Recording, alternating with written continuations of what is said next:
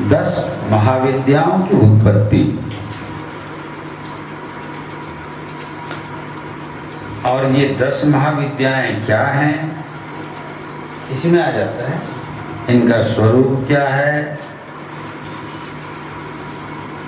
इनकी साधना की जाती है कैसे, और साधना के द्वारा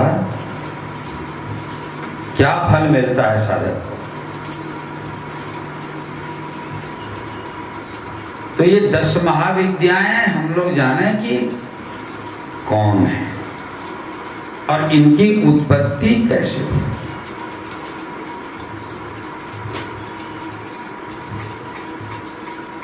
तुम लोग प्रतिदिन पढ़ रहे हो दुर्गा सप्तशती में, वहां कहा गया महाविद्या, महामाया, महामेधा, महास्मृति, महामोहा च भवति, महादेवी, महास्मृति। यहाँ प्रत्येक संबोधन के साथ क्या जुड़ा है, महा। अब प्रथम नाम महाविद्या।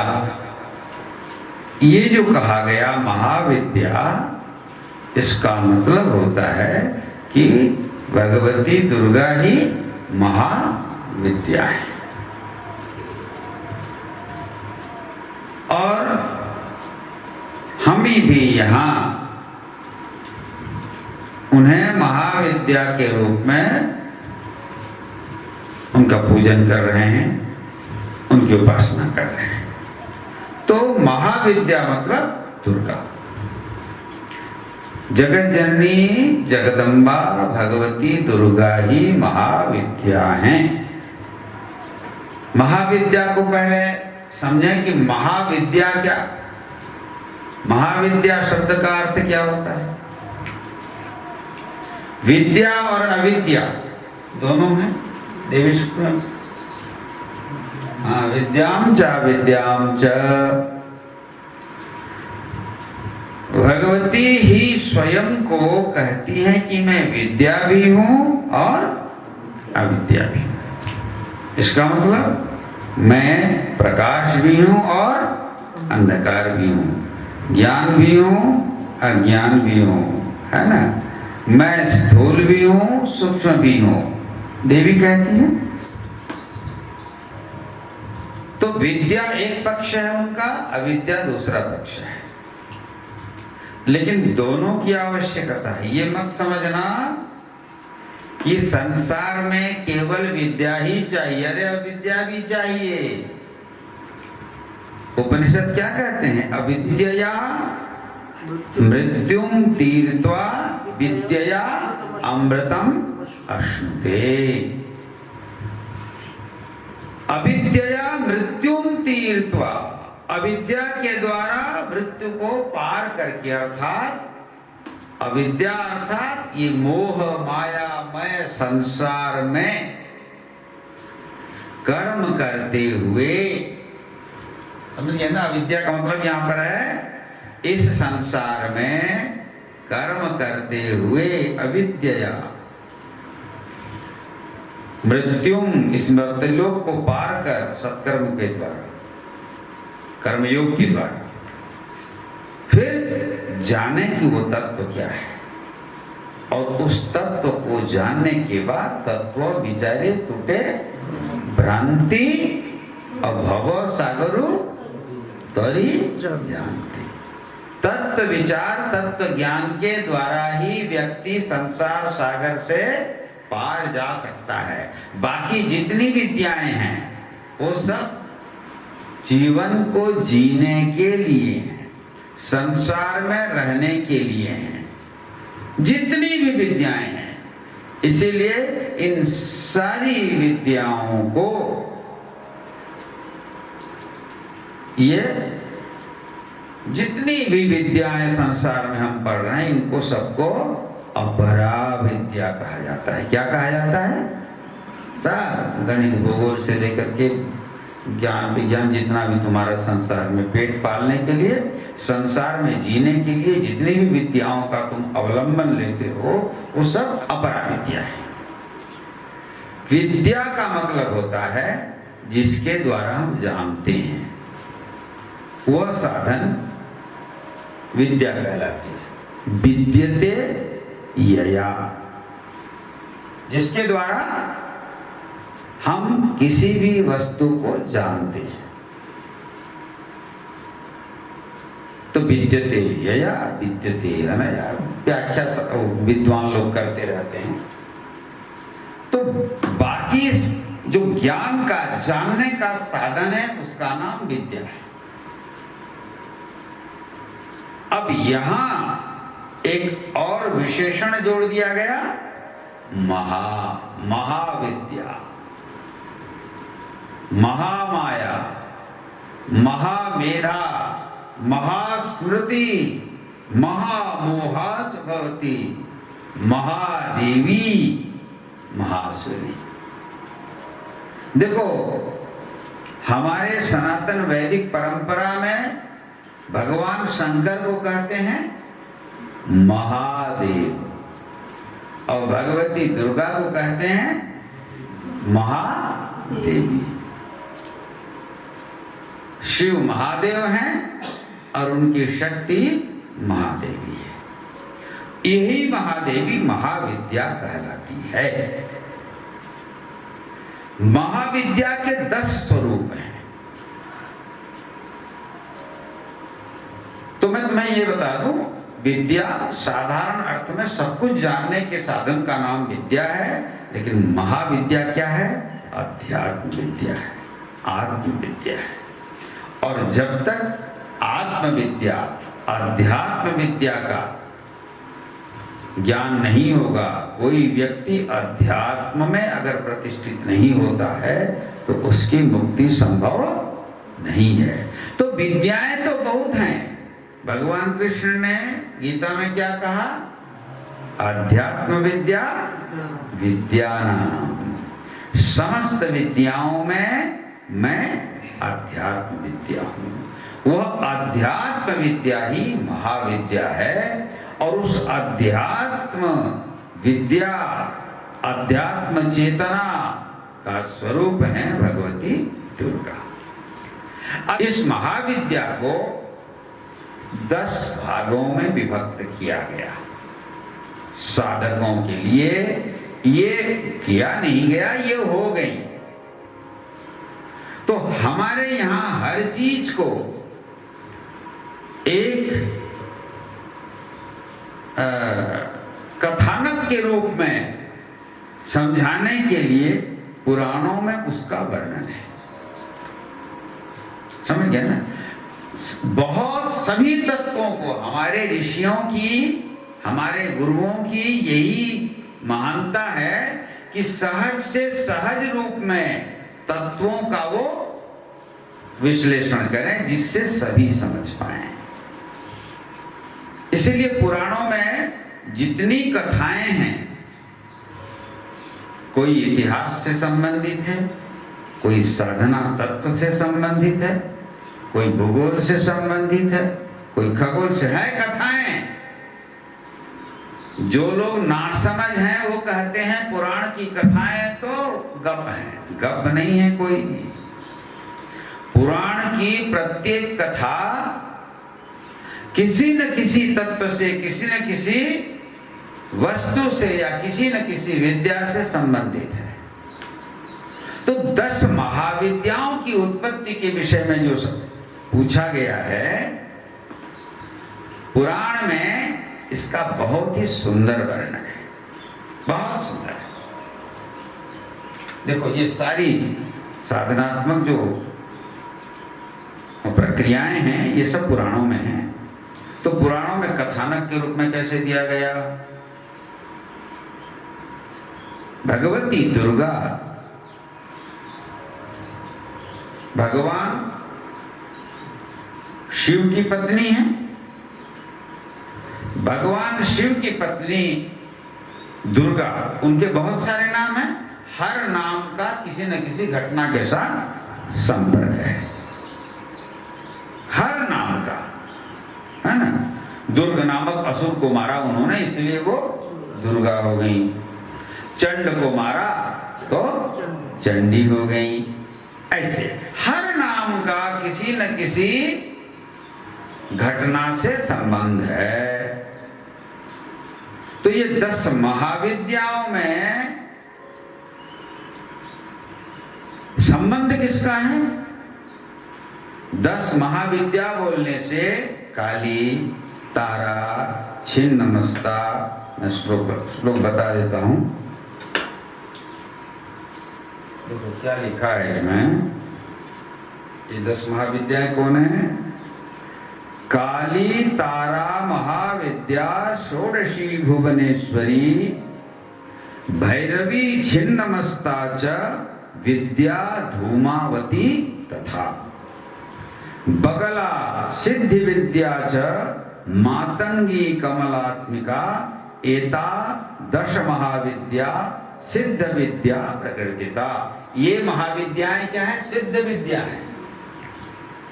एक काली, दूसरी तारा, तीसरी त्रिपुर सुंदरी, चौथी भुवनेश्वरी, पांचवी छिन्नमस्ता, छठवीं त्रिपुर भैरवी या त्रिपुरा, सातवीं धूमावती, आठवीं बगलामुखी, नौवीं मातंगी और 10वीं कमला अथवा कमलात्मिका।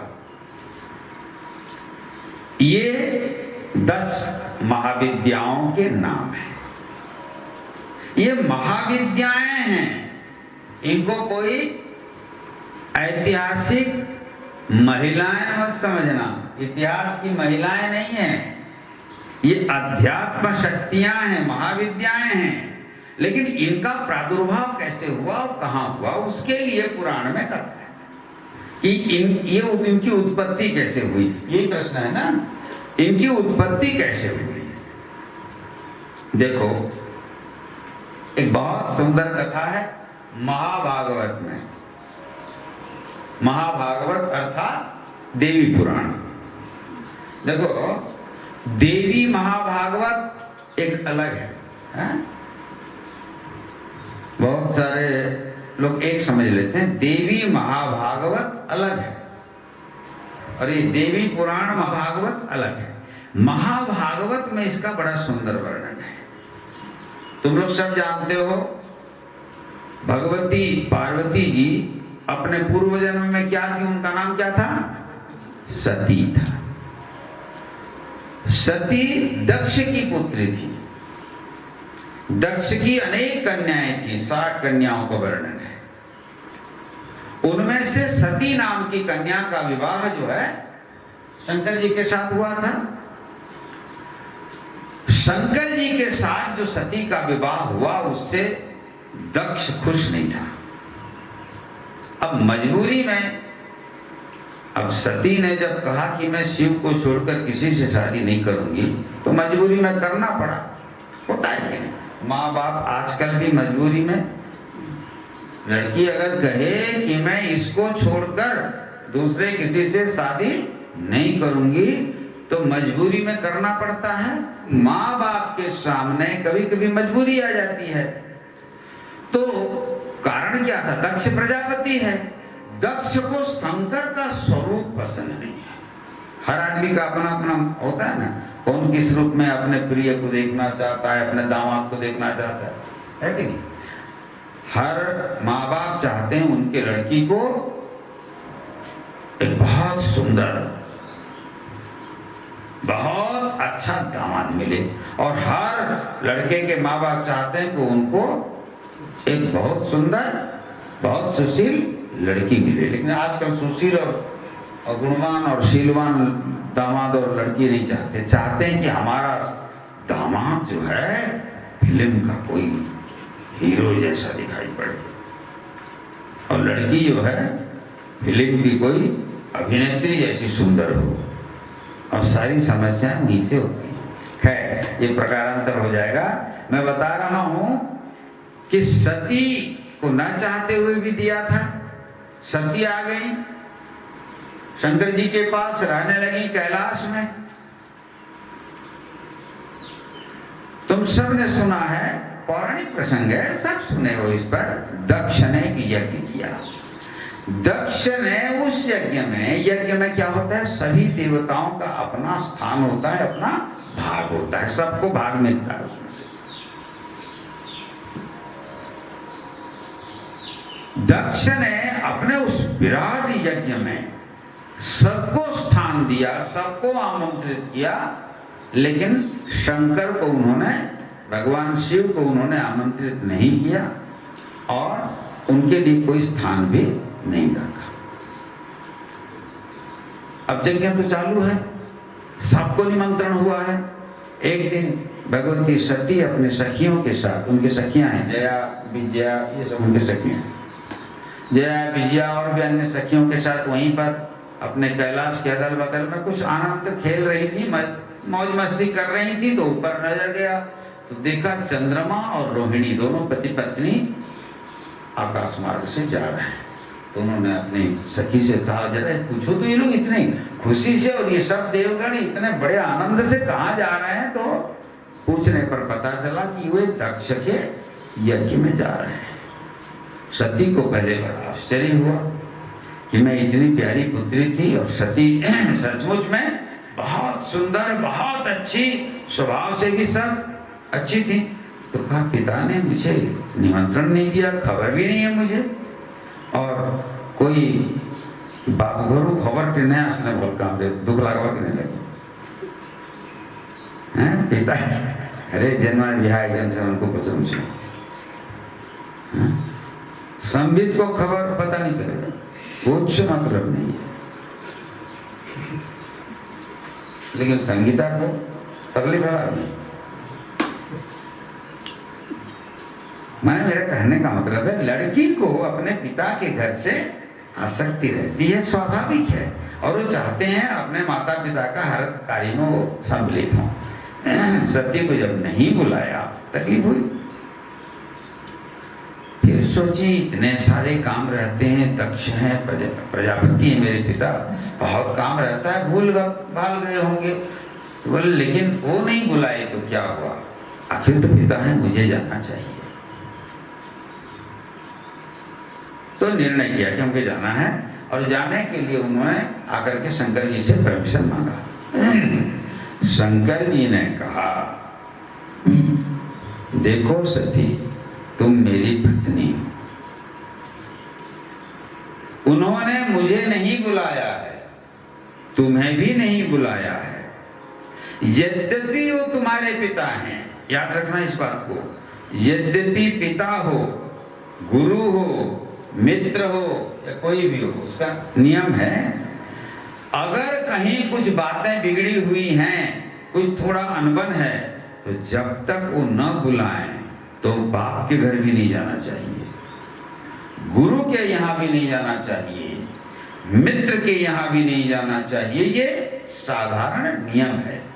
अगर कहीं कुछ खटपट हुई है तो खटपट तो है ही, दक्ष के मन में शंकर जी के प्रति कोई श्रद्धा नहीं है, कोई सम्मान नहीं है।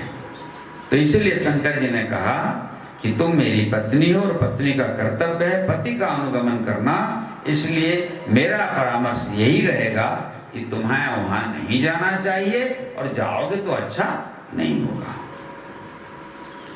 इस प्रकार महाभागवत में पढ़ लेना इसको, बहुत ही सुंदर ढंग से चित्रण है, बहुत लंबा प्रकरण है। तो जब बार बार मना किया और सती ने जिद कर लिया कि मैं जाऊंगी, एक बार मैंने ठान लिया है तो मैं जाऊंगी, इसी को स्त्री हठ कहा गया है। स्त्री जब हठ कर लेती है तो स्त्री के हठ को दूर करना पुरुष के लिए बहुत मुश्किल हो जाता है। ये साधारण स्त्री पुरुष की बात नहीं है, देखो ये महादेव और महादेवी की बात है। लेकिन जब जिद कर लिया कि मैं जाऊंगी, शंकर जी ने बोला फिर तो तुमको जैसा करना है करो, आज से हम अब तुमको कुछ नहीं बोलेंगे। माने जैसे झगड़ा होता है कि नहीं, शंकर जी ने कहा अगर तुमको मेरी बात नहीं माननी है, तुमको जाना है तो तुम जाओ, आज से तुम्हारा हमारा, फिर अब हम तुमको कोई निर्देश नहीं देंगे। भगवान शंकर का इस प्रकार कठोर वचन सुनने के बाद, तिरस्कार पूर्ण वाणी सुनने के बाद भगवती अत्यंत क्रुद्ध हो गई, बहुत क्रुद्ध हो गई। और जब क्रुद्ध हो गई तो कहते हैं उनकी आंखें लाल हो गई, एकदम गोरी गोरी सुंदर जो है भगवती सती एकदम भयंकर हो गई, लाल लाल आंखें। क्रोध होने से जैसा होता है, कभी तुम लोगों को क्रोध आए तो मेकअप भी बड़ा बढ़िया किए रहो, बहुत सुंदर मेकअप करना, लेकिन उसके बाद भी जब क्रोध हो जाए तो जाके दर्पण के सामने देखना तो अपना कैसे दिखोगे, पूरे पिशाची नहीं लगोगे उस समय। क्रोध क्रोध सौंदर्य को बिगाड़ देता है, अब काम भी बिगाड़ता है ना। काम सुंदर को बंदर बना देता है। तो जब बहुत क्रुद्ध हो गई तो भयंकर हो गई वही सती, इतना भयंकर हो गई कि उनको देखकर भगवान शंकर डर गए। अब जो लोग शादीशुदा हैं वो लोग कभी कभी पत्नी के विकराल रूप को देखकर जरूर डरते होंगे, भागते होंगे। ये कथा बहुत सुंदर है, महाभागवत में पढ़ोगे बहुत अच्छा लगेगा। तो भगवान शंकर ने जब देखा तो डर गए, तो अरे यहां से अभी भागना ही अच्छा है। तो भगवान शंकर सती के उस विकराल स्वरूप को देखकर, इतना भयंकर महाकाली देखकर उस भयंकर रूप को शंकर जी भागे वहां से। जब भागे, बड़ा सुंदर एक श्लोक है, तो जब भागे तो भगवती सती वहां देखा कि ये तो शंकर जी जैसा महादेव मैं कैसे लग रही हूं कि मुझे देखकर डर के भागने लगे। तो भगवती कहती हैं, एवं पतिं वीक्ष्य भयाभिभूतं दयान्विता सा पतिवारणेक्षया सर्वासु दिक्षु क्षणमग्रतः स्थिता तदा च भूत्वा दशमूर्तयः परा। यहीं से 10 महाविद्याओं की उत्पत्ति हुई।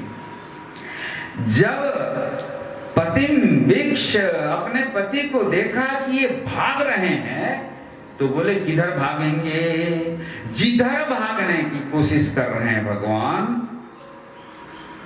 उधर ही उन्होंने अपना एक स्वरूप, भगवान शंकर को रोकने के लिए अपना एक स्वरूप बना दिया, रोकने के लिए कि आप नहीं जा सकते, मुझे छोड़ के आप, मेरे डर से आप कहीं नहीं जा सकते। तो भगवान पूरब में भागे, शंकर जी तो पूरब में एक देवी, पश्चिम भागे तो पश्चिम में देवी, उत्तर भागे तो उत्तर में अग्नि, नैऋत्य, इस प्रकार 8 दिशाएं और ऊपर और नीचे 10 दिशाओं में भगवती सती ने, महाकाली महाविद्या ने अपने 10 रूप बना दिए। वही 10 रूप भगवती सती के 10 महाविद्या कहलाए। 10 दिशाओं में 10, अगर ये कथा पूरा कहें तो बहुत लंबा होगा। 10 दिशाओं में उन्होंने किस किस रूप में भगवान शंकर को रोका, तो कहते हैं भगवती काली और तारा देवी उत्तर दिशा में, श्री विद्या में षोडशी त्रिपुर सुंदरी वो ईशान दिशा में, देवी भुवनेश्वरी पश्चिम दिशा की ओर, श्री त्रिपुर भैरवी दक्षिण दिशा की, माता छिन्नमस्ता पूर्व दिशा, भगवती धूमावती पूर्व दिशा, माता बगलामुखी दक्षिण दिशा, भगवती मातंगी वायव्य दिशा तथा माता श्री कमला नैऋत्य दिशा। इस प्रकार विभिन्न मैं केवल संकेत देने के लिए बताया हूं, विशद वर्णन है वहां। तो भगवान शंकर को दसों दिशाओं में भागने से रोकने के लिए सती ने जो भयंकर विकराल महाकाली का रूप लिया था, महाकाली का रूप का वर्णन वहां, मुंडमालिनी, लपलपाती हुई जिह्वा, भयंकर काली, जटाजूट धारिणी, त्रिनेत्रा, इस रूप में, तो वही 10 महाविद्या कहलाए। भगवान शंकर जी जब दसों दिशाओं से घिर गए, देखो यहां संकेत है, 10 महाविद्याओं के बीच में शिव है। मैंने शिव तक पहुंचना है तो 10 महाविद्याओं को जानना होगा, तभी तो मार्ग मिलेगा ना। दसों दिशाओं से शिव, अर्थात शिव तत्व माने ब्रह्म तत्व, शिव तत्व माने संसार का आदि तत्व, आदिदेव महादेव, आदि योगी महायोगी, देवों के देव महादेव कहते हैं ना। तो इसका तात्पर्य है कि शिव तत्व को अगर जानना है तो 10 महाविद्या उसके माध्यम, तात्विक स्वरूप ये है इसका। भाग नहीं पाए शिव। शिव ने देखा चारों ओर, दसों दिशाओं में एक एक देवियां खड़ी हैं रोक करके रास्ता, भगवान शिव अब कहीं नहीं गए, लेकिन समझ नहीं पाए कि ये कौन कौन है। तब उन्होंने उन्हीं महाकाली सती से पूछा कि हे देवी, तुमने मुझे रोकने के लिए इनको जो प्रकट किया ये कौन है? तब वहां भगवती सती ने कहा ये जो विकराल दिखाई पड़ रहे, वहां भी काली, ये काली हैं, ये इनका काम क्या है? बोले ये काल को नियंत्रण करते। काल से काली बनाए ना, महाकाल, काल माने समय, समय को जो रोक ले या समय का जो स्वरूप हो, काल का काल स्वरूपिणी भी कहा जाता है ना, महाकाली। तो ये काली है। ये कौन है? ये तारा है। ये क्या करते हैं? तारती है। समझ गए? तो इस प्रकार सती ने उन 10 महाविद्याओं से, 10 दिव्य शक्तियों से भगवान शिव का परिचय कराया और कहा भगवान ये 10 महाविद्याएं हैं। महाविद्याओं का मूल अधिष्ठान सती है, माने पार्वती है, भगवती हैं। पार्वती का काली रूप वर्णन है दुर्गा सप्तशती में। कौशिकी जब वहां उनके शरीर से प्रकट होती है, देखो जब पाठ करते हो तो समझो भी उसमें पार्वती के शरीर से कृष्णाभूत सा भी पार्वती है ना। जब कौशिकी निकलती है तो गोरी, बहुत सुंदर, पार्वती को संसार की सबसे सुंदर नारी माना गया था उस समय, आज भी है। लेकिन जब उनके अंदर से कौशिकी निकली तो फिर जैसे मान लो सारा सार निकल गया, तेज निकल गया, तो जैसे आदमी काला पड़ जाता है, ऐसे काली बन गई। तो काली, तारा, छिन्नमस्ता, इन सब का अलग अलग कथा है इनकी है। अब इस पर बोले तो बहुत समय हो जाएगा। काली, तारा, छिन्नमस्ता, धूमावती, भुवनेश्वरी, बगलामुखी।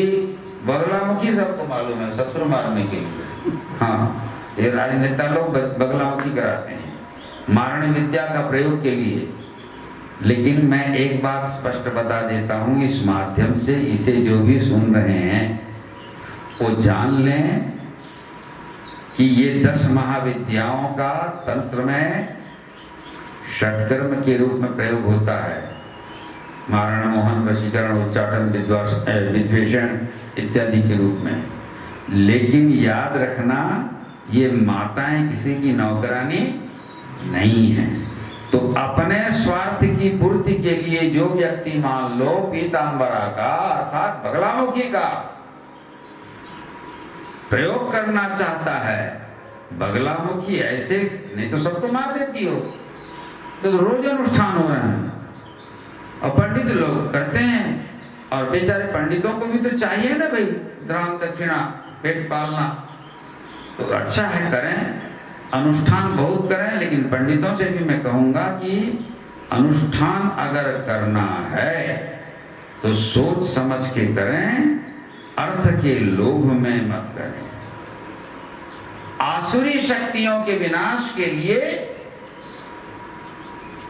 इनका प्रयोग सफल होता है, क्योंकि असुरों को मारने के लिए तो प्रकट हुई थी ना, लेकिन किसी के स्वार्थ की पूर्ति के लिए अगर किया जा रहा है तो उसका उल्टा प्रयोग होता है।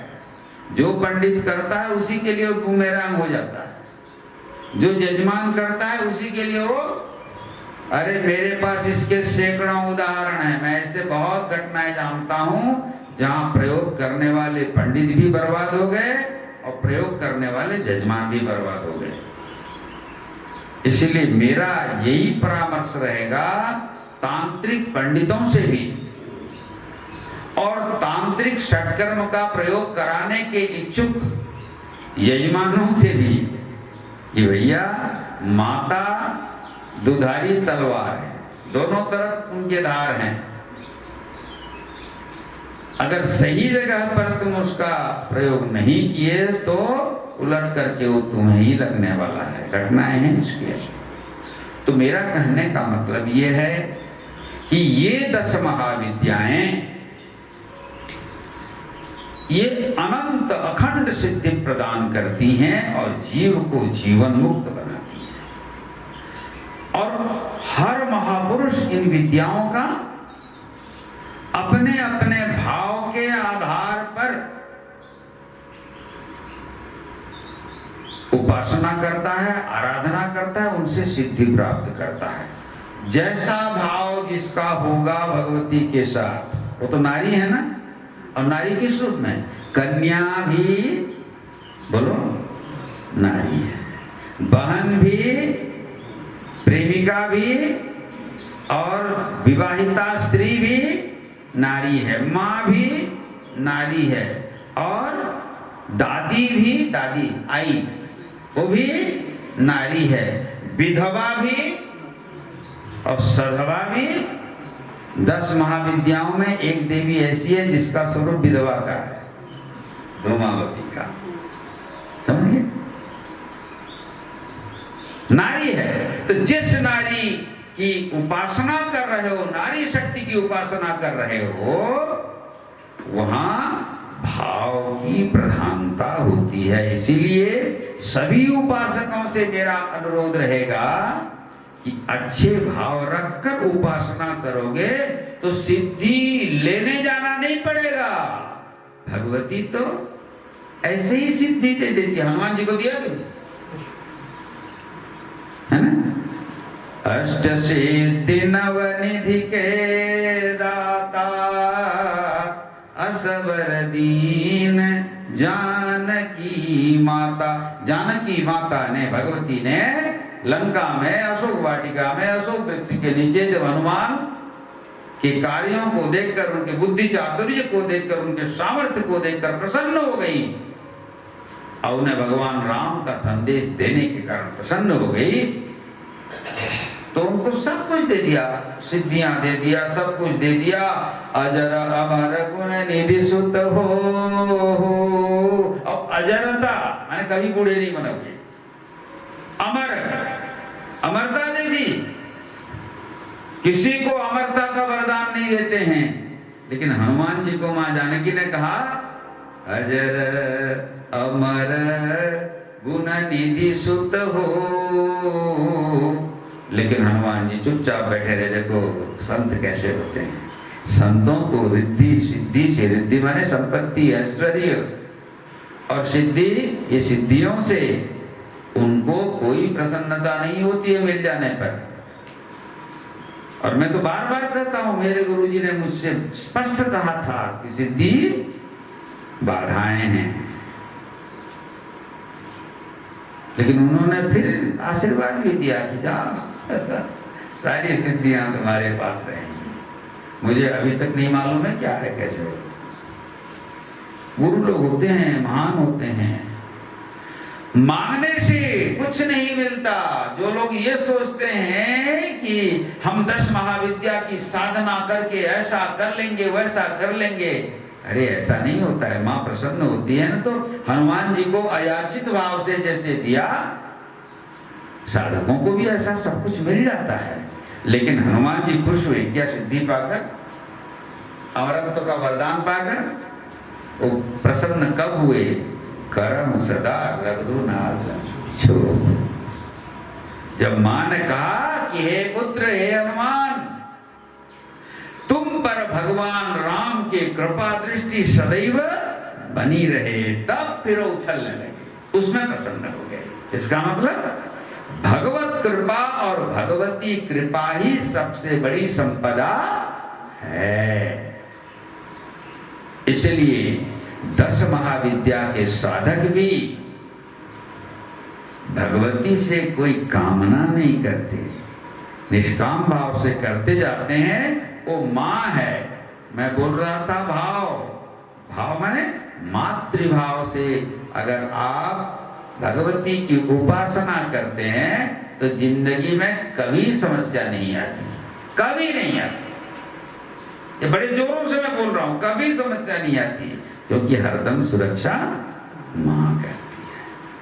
अन्य भावों की गारंटी नहीं है। मुझे नहीं मालूम है, क्योंकि मैंने तो मातृभाव को जाना है। अन्य भावों में दिक्कत हो सकती है ना। अनेक प्रकार से भावों में किया है। हमारे बहुत बड़े महान सिद्ध तांत्रिक संत थे, ब्रह्मानंद जी महाराज। मैंने इसको बोला था ना, ब्रह्मानंद गिरी गिरिंद्र तनया वक्त्राम्बुजम्बांसति। उन्होंने प्रेमिका भाव से साधना की थी और भगवती उनकी प्रेमिका बनी। तो किसी की बहन, किसी कन्या, मतंग ऋषि की कन्या ही तो मातंगी है। अरे मतंग ऋषि ने उन्हें अपनी पुत्री बना लिया, लेकिन मालूम था कि ये पुत्री नहीं, पुत्री का भाव है, मगर है ये जगत जननी है। भाव प्रधान होता है साधना में। इसीलिए अच्छे भाव से और सच्चे भाव से 10 महाविद्या का अगर अनुष्ठान किया जाए तो व्यक्ति स्वयं संपूर्ण होता है और शिव तत्व को जानकर स्वयं शिवत्व को प्राप्त हो जाता है। इस विद्या के संबंध में, साधना के संबंध में शाक्त प्रमोद एक ग्रंथ है अपनी लाइब्रेरी में। मैंने ये सब बहुत पढ़ा था पहले, आजकल तो पढ़ने का मौका नहीं है। तुम लोग पढ़ने ही कहाँ देते? बाग बगीचा उसी में ही रहना, स्कूल कॉलेज और ये वो सब में भूला देते हो, तो इसलिए मैं भी आजकल पढ़ता नहीं हूँ। बोले सब जो पढ़ा था, यद पठितम तद गुरवे निवेदितम कहते हैं ना। जो पढ़े हो उसको गुरु जी को, भाई गुरु जी आपने पढ़ाया, आपकी विद्या आपको। तो हमने कहा हे माता, आपने जो कुछ दिया आपके चरणों में ही सब समर्पित है। सब कुछ दो त्वदीयम वस्तु गोविंद तुभ्यमेव। भगवान से जो पाए हो उन्हें सौंप दो, भगवती से जो पाए हो उनके चरणों में समर्पित करके खाली हो जाओ। देखो, जो व्यक्ति जीवन में शून्य हो जाता है वही जीवन में पूर्ण हो जाता है। हरिओम।